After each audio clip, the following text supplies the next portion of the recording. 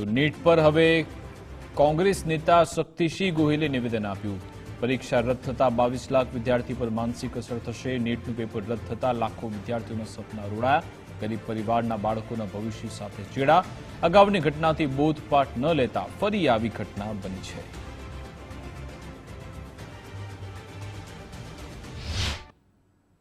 कोई पण व्यक्ति तैयारी करतो होय विद्यार्थी परीक्षानी पूरी तैयारी बाद ए परीक्षा ज्यारे रद थाय छे त्यारे विद्यार्थीनी उपर साइकोलॉजिकल मानसिक रीते जबरदस्त दबाव उभो थाय छे।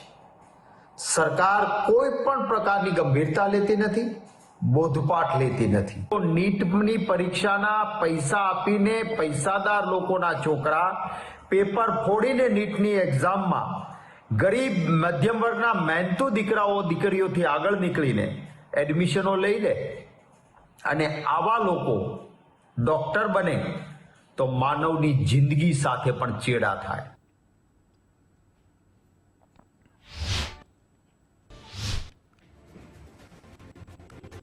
સુરતના વિદ્યાર્થીઓને વાલીઓમાં પણ ચિંતા પ્રસરી છે। નીટની પરીક્ષા રદ થવાથી શિક્ષકો ચિંતામાં। પેપર લીક અંગે જાણતા જ વિદ્યાર્થીઓમાં રોષ જોવા મળ્યો।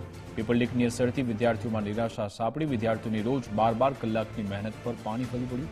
નીટ જેવી મહત્વની પરીક્ષામાં પેપર લીકથી રોષ જોવા મળ્યો।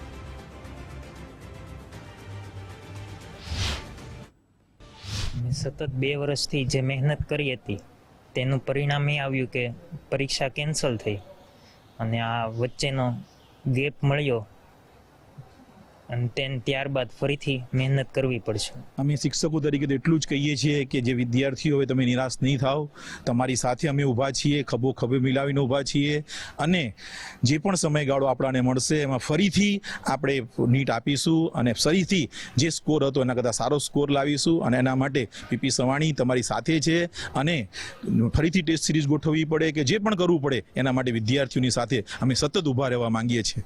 પરિસ્થિતિ એવી નિર્માણ પામી છે કે દેશમાં 23 લાખ બાળકોએ પરીક્ષા આપી। હવે 23 લાખમાંથી કદાચ 4-5 હજાર બાળકો સુધી પેપર પહોંચ્યું હશે કોઈ એક એવા કૃત્યને કારણે કે જે ન થવું જોઈએ અને ન થવું જોઈએ એના કારણે આજે દેશના 22 લાખથી વધારે દીકરીઓનો ભોગ લેવાનો છે અને છેલ્લે જ્યારે બાળકને આ સાંભળવા મળે ને ત્યારે અંદરથી ખૂબ પરેશાની થાય, અંદરથી ખૂબ દુઃખ થાય। આજે આ દીકરો જ્યારે આવ્યો પરીક્ષા દઈને આવ્યો ને ત્યારે એણે એમ કીધું કે સાહેબ મારા 690 માર્ક્સ આવશે।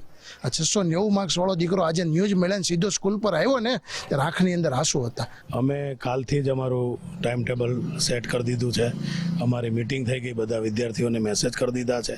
કાલથી જ અમે ફરીથી પાછા રીશેડ્યુલમાં આવી જશું અને છેલ્લા અમને 1 મહિનો 1.5 મહિનો જે કંઈ મળશે એમાં અમે પહેલેથી જ પાછું વિદ્યાર્થીઓને નવેસરથી જે અત્યારે 3 તારીખે નીટની તૈયારી સાથે વિદ્યાર્થીઓ ગયા હતા એનાથી વધુ તૈયારી સાથે વિદ્યાર્થીઓ જાય એવા પ્રયત્ન અમે શરૂ કરી દીધા છે। વિદ્યાર્થીઓને અમે એવું કહેવા માંગીએ છીએ કે જે થયું તે વાસ્તવિકતા સ્વીકારી અને ફરીથી થોડીક મહેનત કરવા લાગો।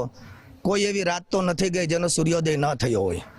જે હશે તે ભગવાને જે કર્યું ભલે સારું નથી, હું એમ કહું છું કે બહુ વિદ્યાર્થીઓ હતોત્સાહ થઈ ગયા, નિરાશ થઈ ગયા છે, પણ છતાં વિદ્યાર્થીઓને અમે એવું કહેવા માંગીએ કે મહેનત કરી છે તો મહિનો વધારે કરી કદાચ આના કરતાં સારું રિઝલ્ટ આવી જાય તેવો પ્રયત્ન દરેક કરે। હવે કંઈ વાંચવાનું રિવિઝન કરવાનું છે, ફરીથી પાછા બુક ખોલીને વાંચવા લાગશે તો કદાચ ફરીથી પાછું ભેગું થઈ જશે અને જે રિઝલ્ટ આવવાનું તો એના કરતાં વધુ સારું પરિણામ આવી શકે એવું છે।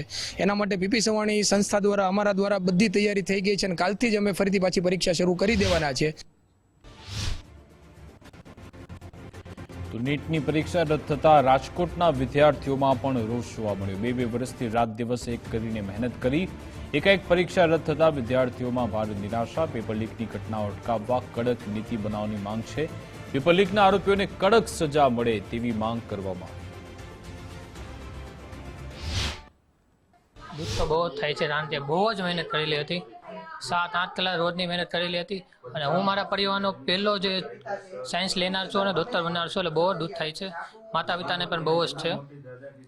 હવે પાછી મહેનત કરી બીજી વાર દેવાની ટ્રાય કરશું।